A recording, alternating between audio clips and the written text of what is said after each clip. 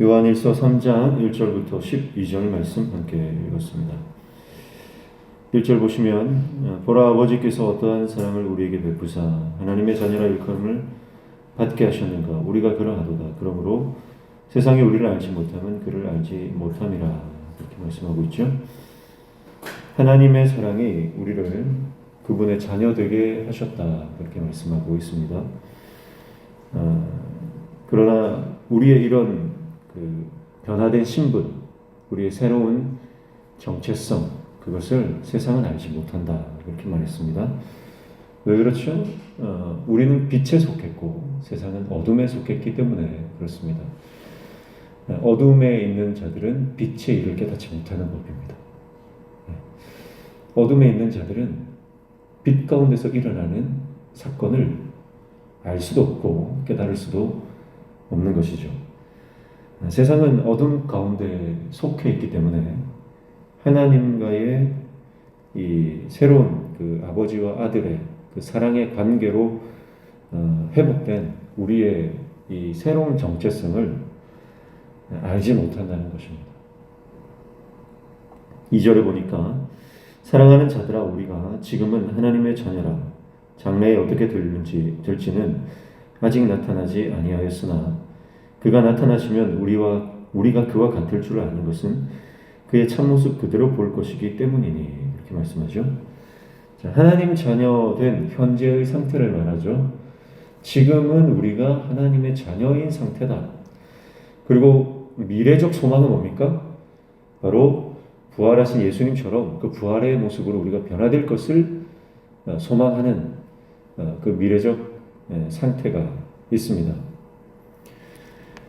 그래서 3절에 보시면 주를 향하여 이 소망을 가진 자마다 그의 깨끗하심과 같이 자기를 깨끗하게 하느니라 이렇게 말하죠. 자, 그러니까 우리가 새로운 신분으로 변화됐죠. 우리가 새로운 정체성을 부여받았습니다. 우리의 신분이, 우리의 소속이 변했습니다.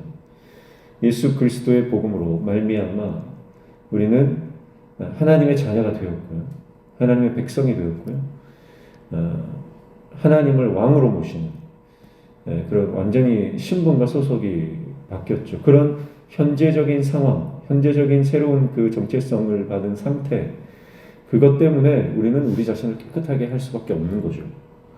그리고 미래적 소망, 그러니까 우리가 결국은 주님이 재림하실 때, 주님이 오실 때에 주님 앞에 설 것이고 우리는 새로운 산자나 죽은 자나 주님 앞에 새로운 부활의 몸으로 설 것이다 라고 하는 그 미래적 소망, 그것이 현재를 우리가 지금 살아가는 지금 이 땅의 삶을 깨끗하게 정결하게 거룩하게 살아가게 한다라고 하는 것이고요.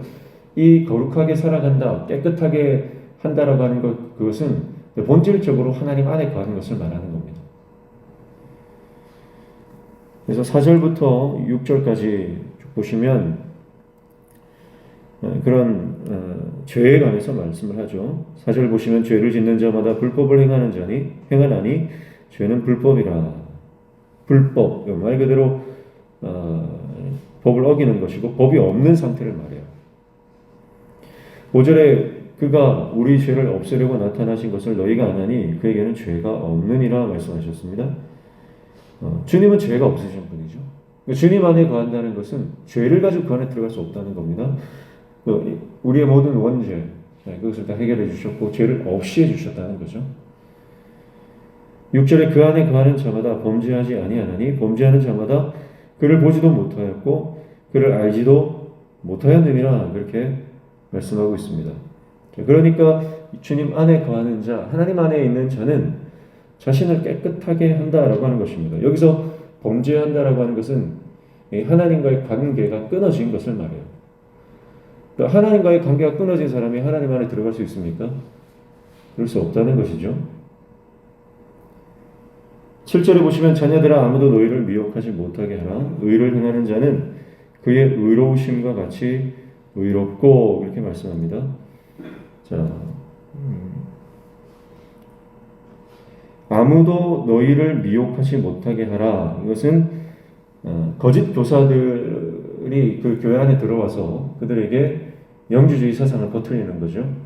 그러니까 이 육신이 약한데 육신이라고 하는 것은 이게 정말 악한 것인데 예수님이 어떻게 성육신을 하셨나요? 말도 안 된다. 하나님이 어떻게 이 악한 인간의 몸을 입고 이 땅에 오시느냐? 말이 안 된다. 그렇게 예수 그리스도의 메시아, 주님이 하나님 되심, 우리의 구원자 되심을 부인하는 자들, 그 부인하는 그 자체가 이게 죄입니다. 거기에 미혹하게 하지 말라, 속지 말라는 거요. 거짓 교사들의 영향을 받지 말라. 그 영향권 밖으로 벗어나라 라고 말씀하시는 것이고요. 8절에 보시면 죄를 짓는 자는 마귀에게 속하나니 마귀는 처음부터 범죄하느라 하나님의 아들이 나타나신 것은 마귀의 일을 멸하려 하심이라 이렇게 말씀합니다. 여기서도 보시면 사도 요한이 계속해서 강조하는 것이 관계거든요. 관계. 그러니까 죄도요. 죄를 짓는 자의 소속, 신분은 뭐냐? 마귀에게 속해 있다. 이렇게 말해요. 그러니까 죄는 마귀와 긴밀한 관계를 맺고 있는 사람이 짓는 겁니다. 9절에 보시면 이렇게 말해요. 하나님께로부터 난 자마다 죄를 짓지 아니하나니 이는 하나님의 씨가 그의 속에 거하며 그도 범죄하지 못하는 것은 하나님께로부터 났음이라 그렇게 말씀하고 있습니다. 하나님께로부터 난 자마다 죄를 짓지 않는다 그렇게 말씀했어요. 이것도 소속이잖아요. 이것도 관계잖아요. 그런데 여러분 우리가 예수님을 믿지만 우리가 신앙생활하지만 죄를 짓지 않습니까? 우리가 죄를 짓거든요. 알게 모르게 죄를 지으면서 살아가는데 근데 하나님께로부터 난 자는 죄를 짓지 않는다 그래요. 그래서 여러 가지 이게 좀 난해한 구절입니다. 그럼 여기서 말하는 죄란 무엇인가 여러 가지 이제 해석을 할 수 있는데요. 첫 번째는 이 죄는 지속적인 죄를 말하는 것이다 그렇게 해석하기도 합니다. 그러니까 우리가 실수할 수 있잖아요. 그런 실수가 아니라 지속적으로 그러니까 계획 그 안에 의도성이 있다는 거예요. 죄를 지을 때 알면서도 그 죄를 짓는 계획적으로 또 의도성을 가지고 한 번 실수하는 게 아니라 계속해서 지속적으로 의도적으로 짓는 죄를 말하는 것이 아닌가 하는 해석이 있어요. 그러니까 그런 죄를 짓지 않는다. 본질적인 악함으로 해서 나오는 그 죄를 짓지 않는다라고 하는 해석이 있고요. 두 번째는 이 죄는 현재적 상태를 말하는 것이 아니라 미래적인 상태를 말하는 것이다. 지금은 불완전하지만, 지금은 온전하지 못하지만 결국은 완전해질 것이다 라고 하는 미래적 상태의 죄를 짓지 않는 그 모습을 말한다. 이렇게 해석하기도 합니다.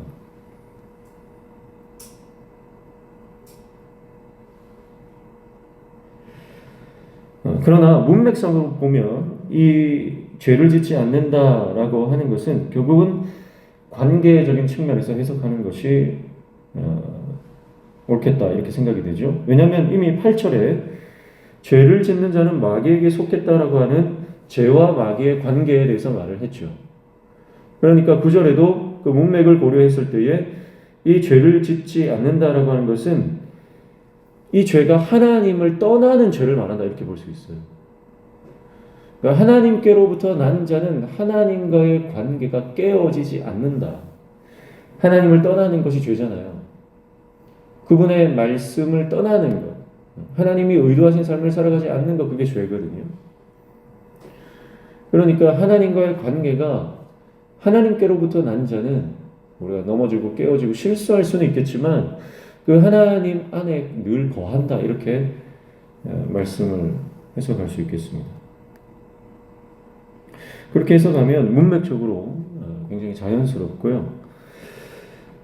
앞절과 이렇게 대비되는 것으로 이해할 수 있겠습니다. 그래서 10절 보시면 이러므로 하나님의 자녀들과 마귀의 자녀들이 드러나나니 무릇 의를 행하지 아니하는 자나 또는 그 형제를 사랑하지 아니하는 자는 하나님께 속하지 아니하니라 그렇게 말씀합니다.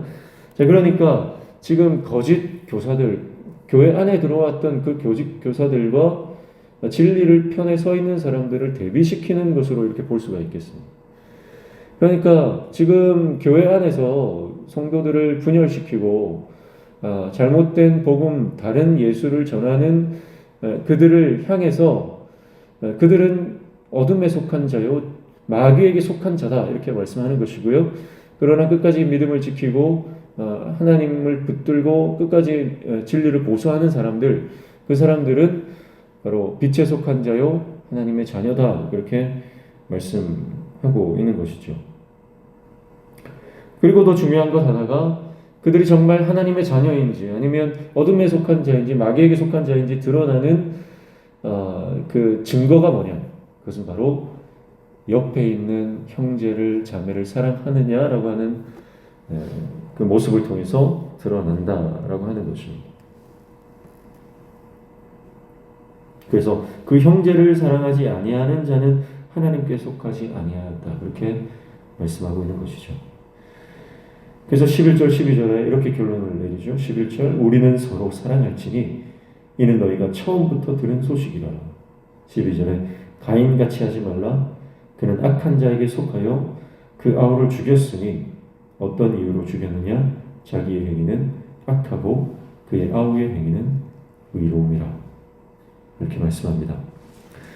자, 가인이라고 하는 인물, 가인과 아벨을 언급하면서까지 형제 사랑을 강조하고 있는 것이죠.